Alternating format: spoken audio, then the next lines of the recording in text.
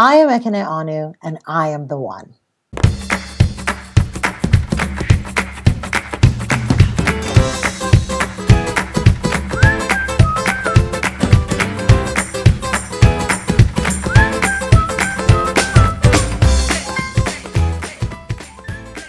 Welcome to I Am the One, Entrepreneur Edition, a show that explores the journey of business owners who decided to be the one to make life better for the people they serve. I'm your host, Sonia Thompson, and today's guest is Ekene Onu. Ekene is a holistic success coach at Refresh with Ekene. As a speaker, coach, mastermind group leader, as well as creator and facilitator of unique retreats, Ekene helps women go from stuck to fabulous. We can learn a lot from Ekene and her approach to building a business and a life that works for you. So I'm super excited to introduce you to her so you can get refreshed too. But before we get into the interview, I want to let you know that this episode is brought to you by Try Business School. Get the information you need to build the business of your dreams, step by step. Visit trybizschool.com. That's trybizschool.com and get started with your free e-course, the 4 people you need to build a successful business. Now, let's get down to business. Here's Ekene. Well, hello, Ekene. Thank you so much for joining me today. It's so great to have you here on the show.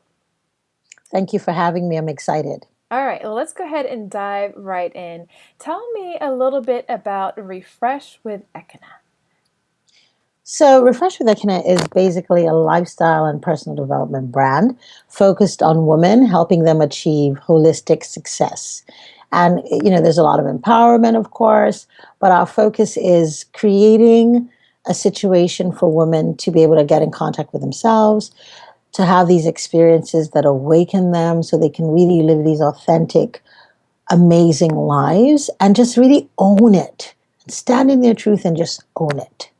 And we do that through a mix of workshops. I do some one-on-one coaching. I do less and less of that these days. Mm-hmm. I do a lot more teaching and creating experiences and curriculums that we run both virtually and we also do them offline. We have, I've been blessed to be able to teach women in different countries, the US, West Africa, South Africa now, and I've even been able to do some work in the UK. We're doing more of that in the coming years. And so Refresh with Ekene is a global concern, right? Because most of the world is smaller. And so for me, when you're a fabulous woman, you have to be able to be open to all different cultures and just all the different things that life has to offer. So in a very wordy way, that is fresh. That was not an elevator pitch.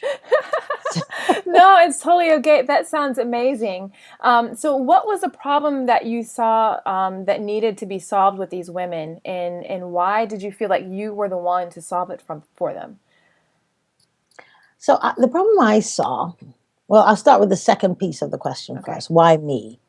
Because I was my client. Okay. The problem I saw was that a lot of us were stuck.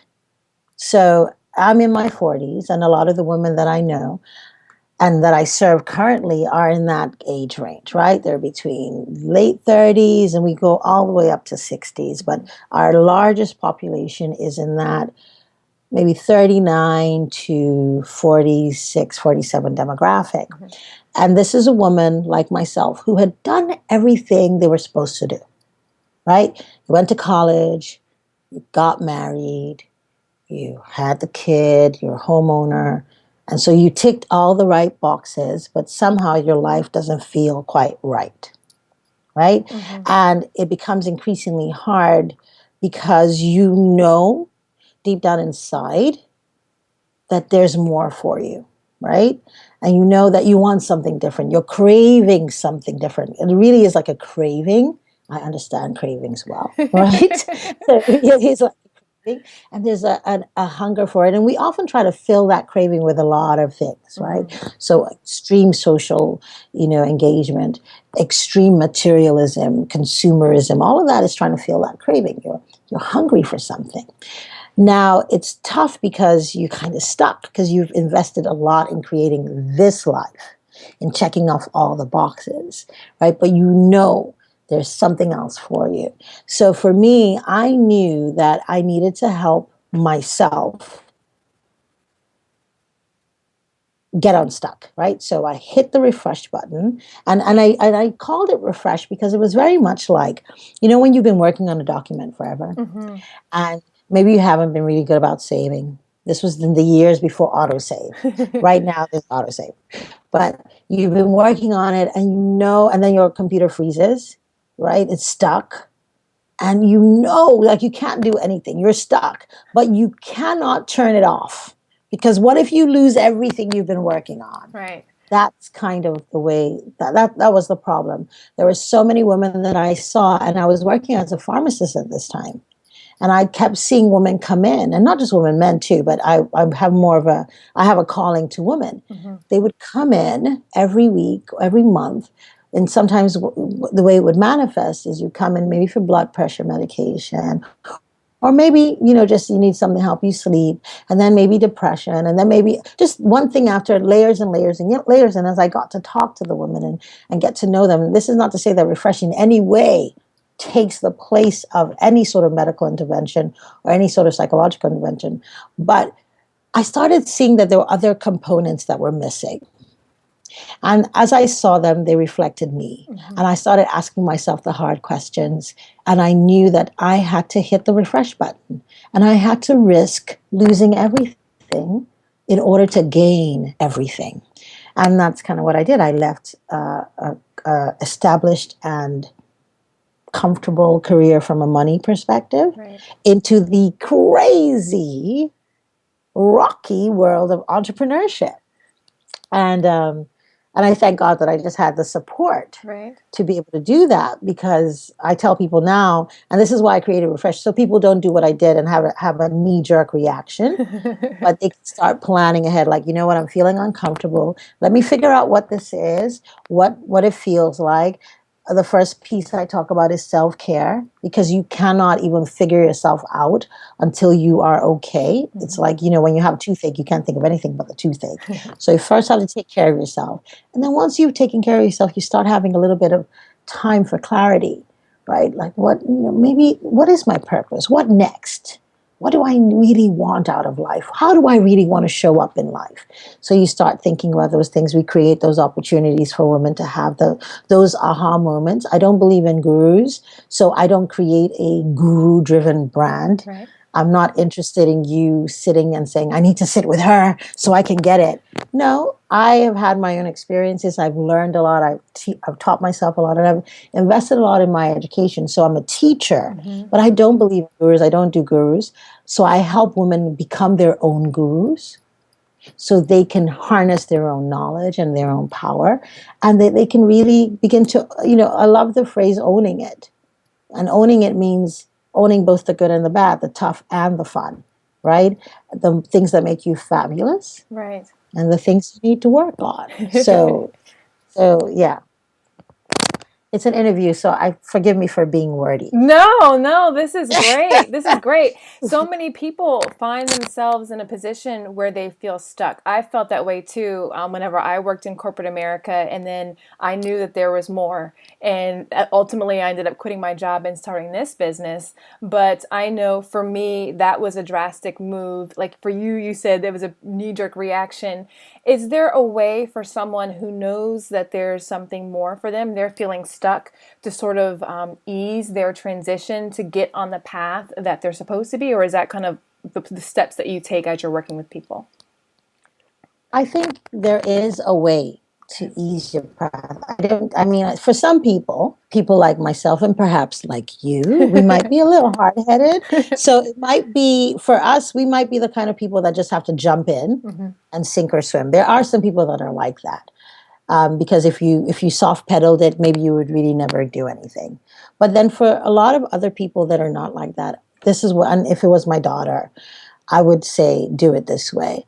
If I was doing it all over again, while I was working, I would start trying things out.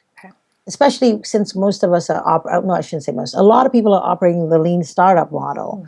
Very few people are pouring tons of money into an idea that's not tested.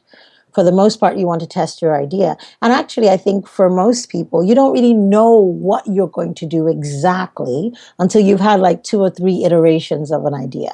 So I think the best thing to do, I like the idea of being a cubicle entrepreneur.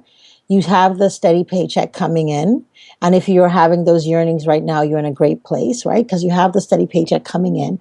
And what you can do is begin to think about, so what is it that I want to do? Like the question you asked, what problem do I see and how can I potentially solve it? And how can I do this in a small way and just begin to see? Begin to really test, is there a market for this? And what is that market looking for? So Refresh, as it started out 2011, we are different from what we were then. And actually, we're moving into another phase, which will be actually greatly different from what we were in 2011, because I'm beginning to understand more about my offering and also my customer. Right. So if you can start doing smaller things as you begin, and don't be afraid of failure, because let me just go back. Yes. Further, right? So it's interesting, your heart, because I'm definitely a heart-centered entrepreneur, and I'm a very soul kind of woman, right? And I really believe that we are hardwired to be who we are. Now, when I first started working as a pharmacist, I knew I didn't want to do that. In fact, everyone that knew me knew that I didn't want to be a pharmacist. And so, but this is how stuck I got. I was the pharmacist for almost 16 years. I wore that white coat. Now, my first year, I was 22 or 23, I think, very young, right?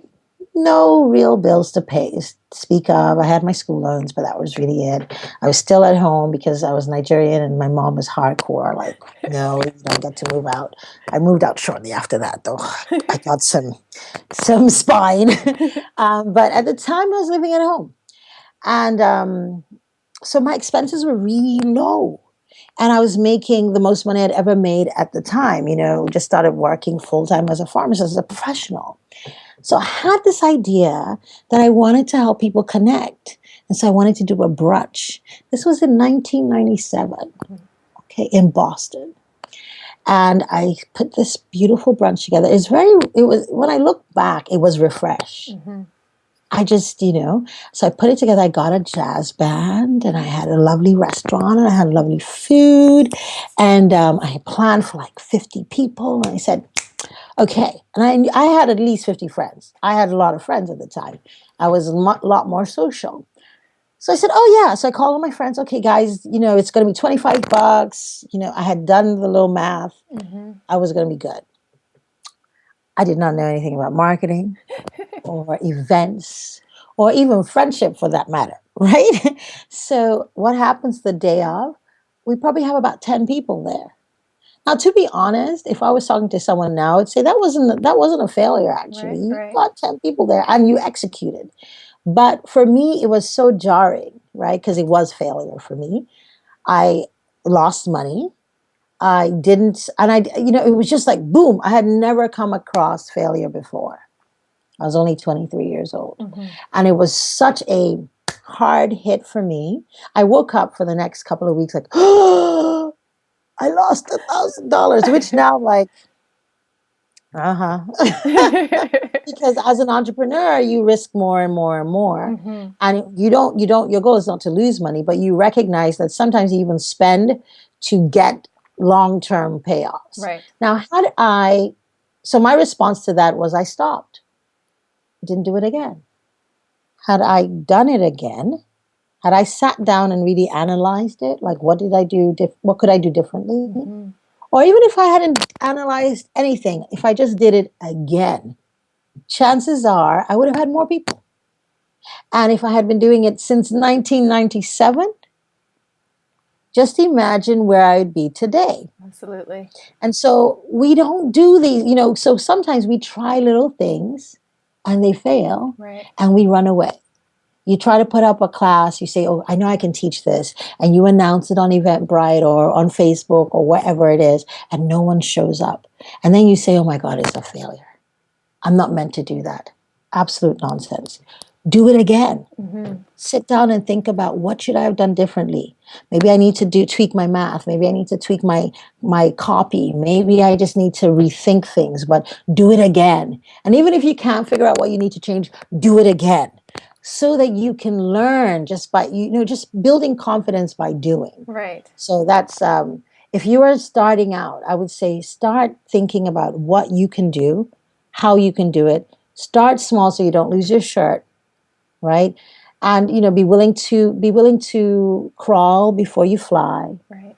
Sometimes we have these big ideas, and big ideas are great, but execute small, right? Start small, get to understand things, and begin to build your credibility that way. And then also you learn what you need. So for example, I started coaching, started teaching. I literally was getting the education as I went along. I got the first piece of education and it was good. And that way I could say I'm a certified coach, right? So I got certified. Then after doing that, I realized, I want to learn more about organizations. Mm-hmm.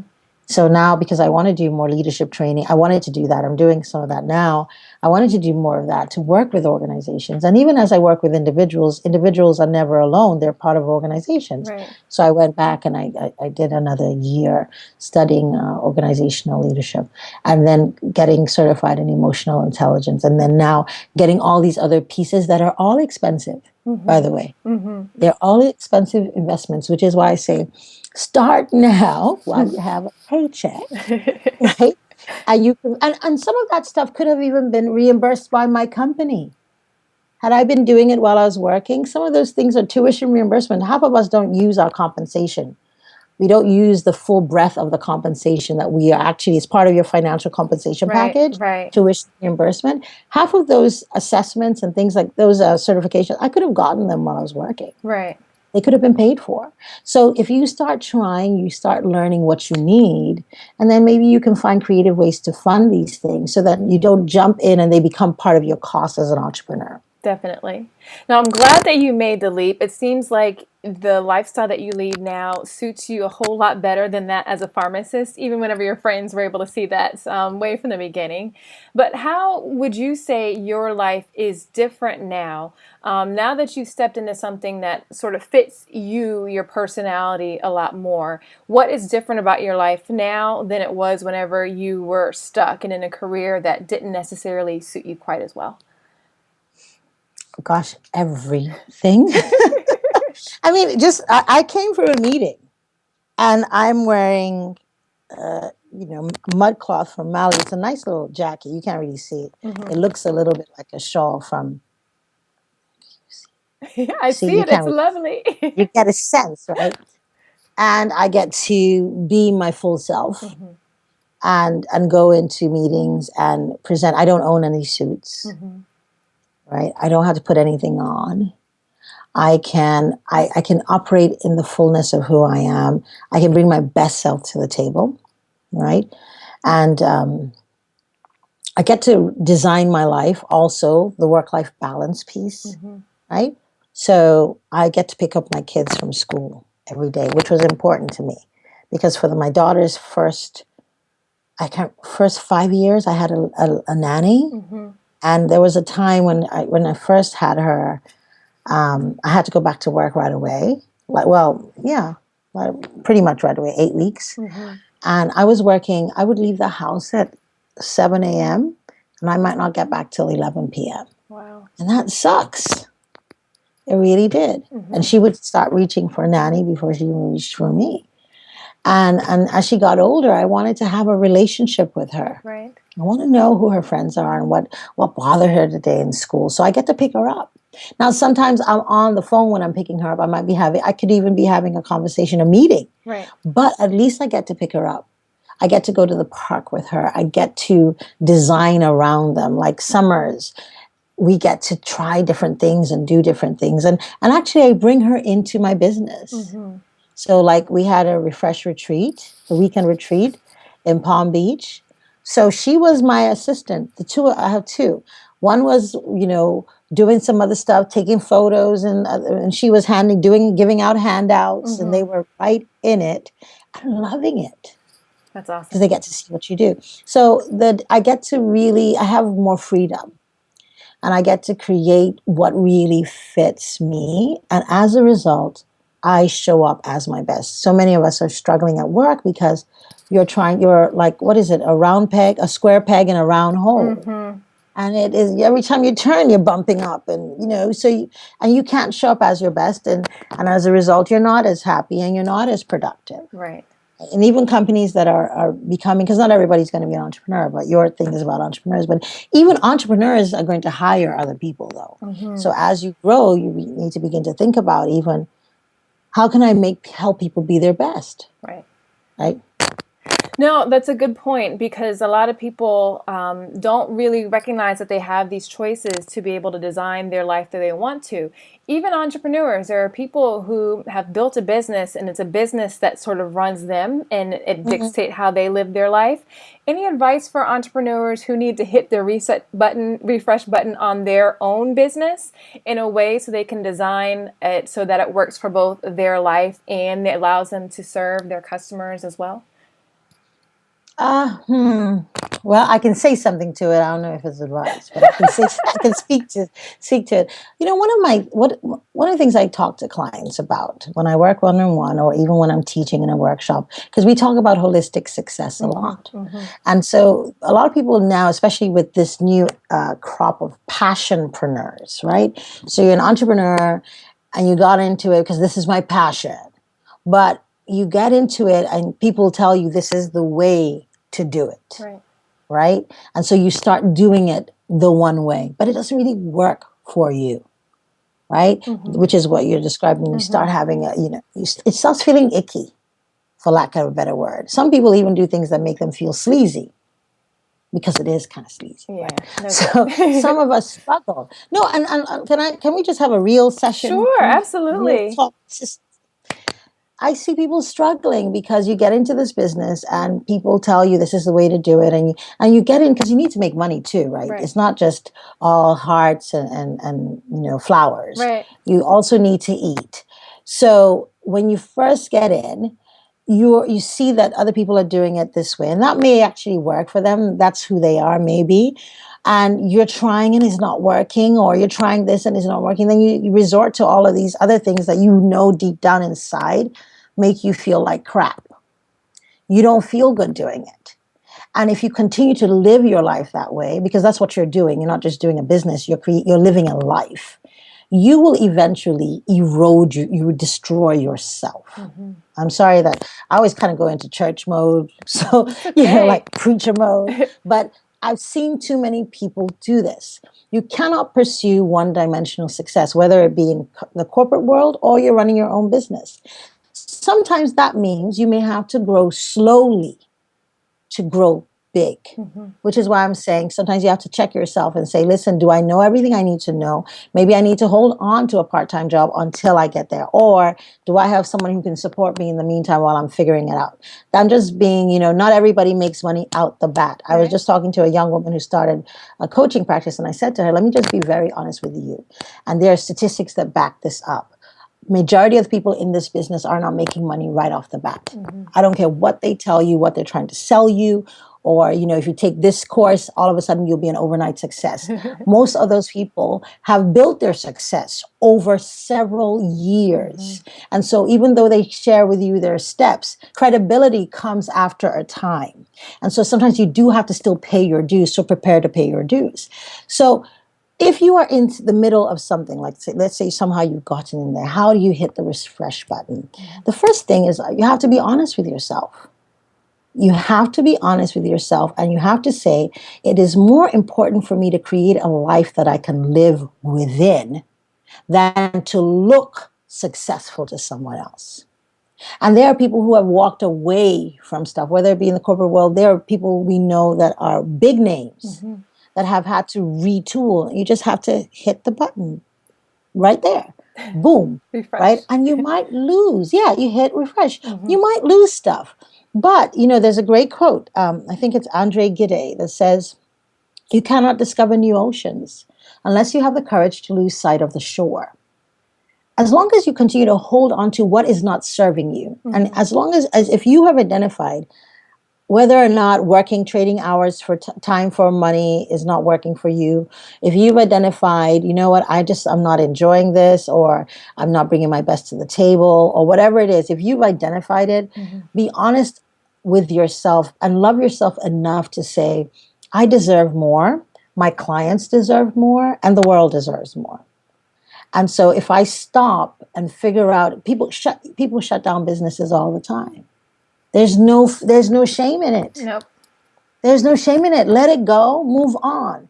There's so many people that are successes, that have had more than one business. And they've had one, it didn't work. They stopped it. They've moved on. Stop throwing good time after bad, and stop throwing good money after bad. Right. Let it go if it's not working, and retool. Take a break. You know what? I need to stop and see what else is going on with me and how I can, transform this. Maybe have a good cry, and then release it. But we need to begin to give ourselves permission to not live up to anyone's expectations, including this person in your head, right. Your inner critic. Right. Yeah? So. No, this is wonderful, wonderful, wonderful wisdom, and I thank you so much for sharing. Do you have any parting words of wisdom for people who are working to build their business and to create the lifestyle that they love as they're working to do so? Okay, parting words. Be patient, be honest, and be consistent. So, much like a baby who's learning to walk, you can fall, you get back up, you fall, you get back up. If every time you fall, someone picks you up, it will take you longer to learn to walk. So you just keep doing it, and you have to love yourself through the process. So for me, that's the biggest takeaway. I think that we're living in an era of the more you look, the less you see. And we're becoming more and more dishonest and disconnected from truth. And there's a price to pay for that. And you'll see, and we see it. We begin to see it more and more and more. And for me, maybe because my background is in wellness and my business is around really being well and having a holistic sense of success, that is one of my key things for women. You have nothing to prove, right? You are in process. Trust the process. I was just talking to a friend of mine, and I was telling her about leadership training that I have designed and we're about to release soon. And we've done this with other people. I've done this with private clients and things like that. So she was sharing with me, she said, I was just on a horse. And I said, oh, horseback riding was part of in fact, we were supposed to do our retreat in St. Martin. And one of the components was going to be horseback riding. We were going to teach a workshop that involved horseback riding. I think I may even share that with you. So, and so she was like, I was just on the horse, and I was freaking out. And when I first got on the horse, I was freaking out because I felt like I was not going to have any control. Oh my God. But when I relaxed, it was cool. And that's kind of the parting word. Those are some of the parts. Trust the process. You were created for a purpose. You didn't create yourself. You were created uniquely. So everything about you was put in line for something that the world needs. So if we would trust ourselves and trust that everything here is here to serve you and you to serve it. Like there's harmony and there's synergy. You don't have to climb on top of people. You don't have to act crazy. You don't have to be, you can still be graceful. And I mean, it sounds airy-fairy, and I'm kind of airy-fairy. But I have seen it over and over and over again show up to be true. What you bring to the table is what people bring to you. I have seen it. I just came back from an incredible lunch, business lunch, that looks like it's going to yield amazing things. And when I tell you that relationship was just built out of me being comfortable and speaking freely and saying, listen, can we just dream together? I dreamed this about what we could do together. What do you think? And it just started to grow out of that. without me feeling like, oh, I have to hide this and I have to do this. And so my parting words are, be patient, give yourself room to grow. You're getting there. You're doing what you need to do. Trust the process. You, like many other babies, will learn to walk. And even if there's an issue, you can get help. Ask for help. Be vulnerable. You don't have to present yourself as you know everything and everything is perfect. It's not perfect for most people. Mm-hmm. It doesn't even need to be great, right? So trust the process. Be patient. Give yourself room. Be consistent. When you fail, you do it again. Mm-hmm. Do it again. Mm-hmm. Do it again. And you'll be great. Fabulous. This has been so much fun. But before I let you go, I do have one bonus question for you. And I ask this of everybody. Okay. Oh, gosh. No, it's just to get a good sense of the types of things that you like outside of work. So I ask everybody to deliver a line from a movie. So it's just to be able to get a sense of what types of ideas and thoughts and phrases sort of stick in your mind that as you're going around talking to your husband or talking to your daughters, you might just sort of repeat a line. A line from a movie. Oh, my God. I should be prepared. I don't have a line for a movie, but I do have one of my favorite movies and a theme. Can I give a theme? Yes, you can. Yes, you can. Okay. Like Water for Chocolate. This is so many years ago. I don't know if you ever saw it. It might be before your time. There was also a book. It's called Like Water for Chocolate. And it's a beautiful, rich, luscious movie. Mm-hmm. The book is fantastic too, but the imagery in the movie is great. Now, in the movie, the woman, there's a woman who cooks, mm-hmm. and the idea was that everything she feels infuses into her cooking. That's lovely. So if she's happy when you eat her food, if she's happy when she's cooking, when you eat her food, you get happy. Mm-hmm. If she was sad when she was cooking, when you eat that food, you get sad. Mm-hmm. Right? And I love this theme, and I watched that movie like 20 years ago. Uh-huh. That's how old it is. I love that theme because I think it is true of our businesses. Mm-hmm. You cannot divorce who you are from what you do. It always comes through. And so even as an entrepreneur, if what you're doing makes you feel like crap, it will be infused into your business. If it's draining you, it will be infused. If it's energizing, people will come to you and be like, I want to be part of that. Mm-hmm. Whatever is making you glow, I want to glow. So if, like Water for Chocolate, great. It's one of my favorites, right? And Monsoon Wedding, you want to know what I want? Monsoon Wedding is another good one.